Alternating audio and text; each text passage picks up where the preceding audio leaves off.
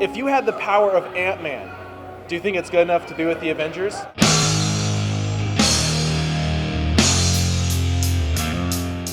We're here tonight at Brandon Theaters watching Ant-Man, the final movie of Phase 2. And I'm just going to say it, and I don't care, bring on the hate. This was better than Age of Ultron. Said it, it's out there.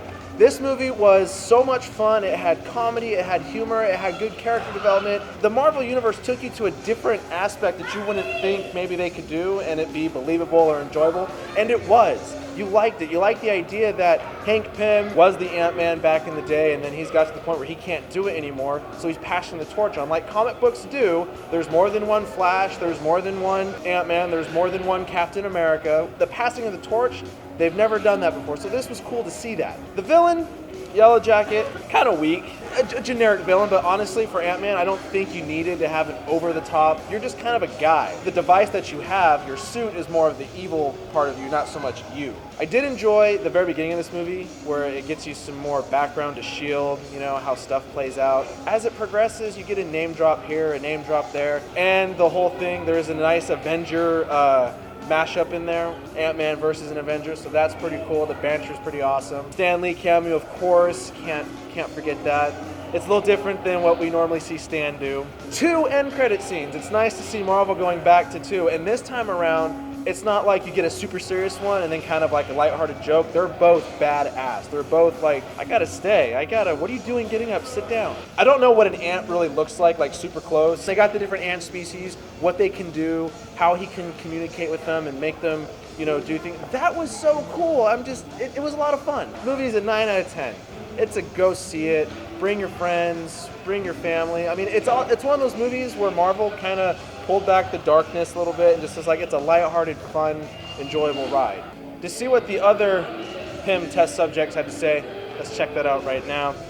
Got some new blood with us this week. My man, Ant-Man.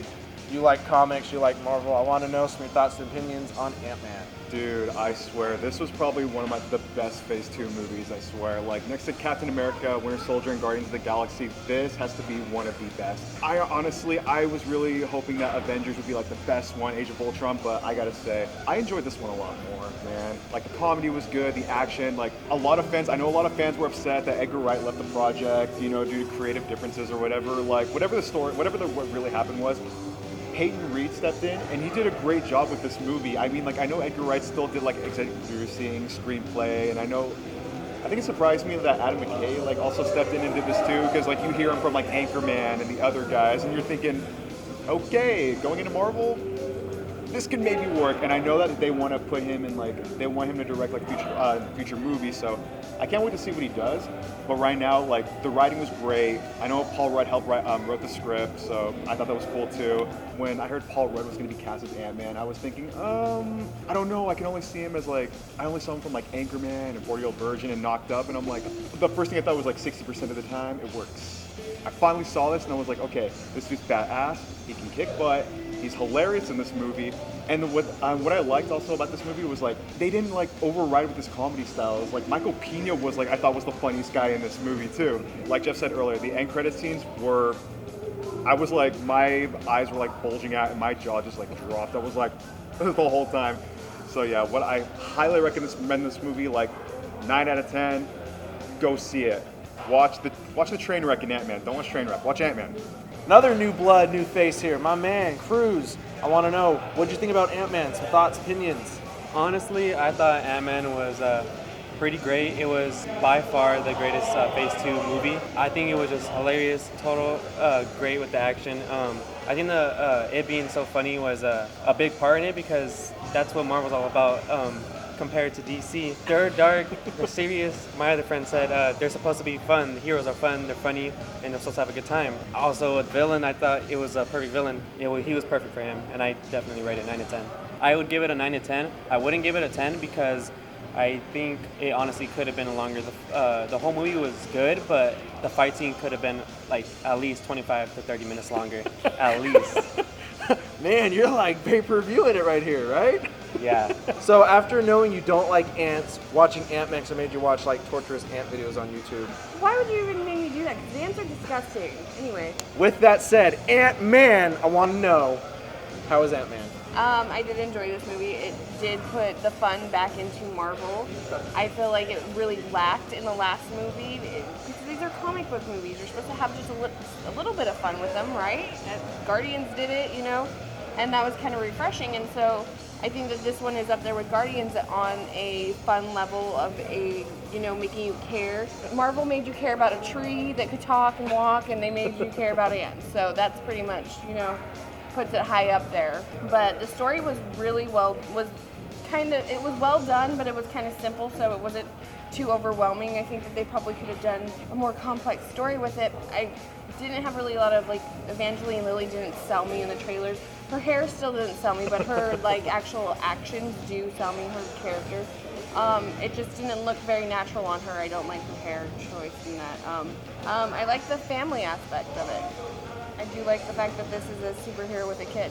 I did enjoy the fact that this is a dad and this is, his life and, seeing a struggling person that, it's real. It felt really more real than anything else that you've ever seen superhero-wise. I did enjoy every aspect of this movie, and it is a 9 out of 10 for me.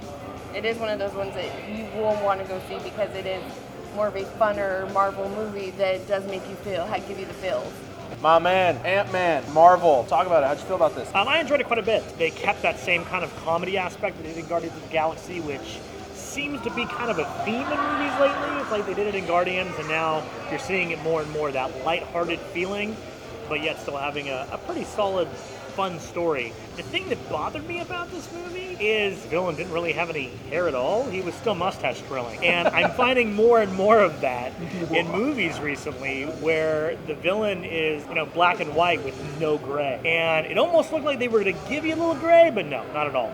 It was just a 20-second fake out. I want more from the villain.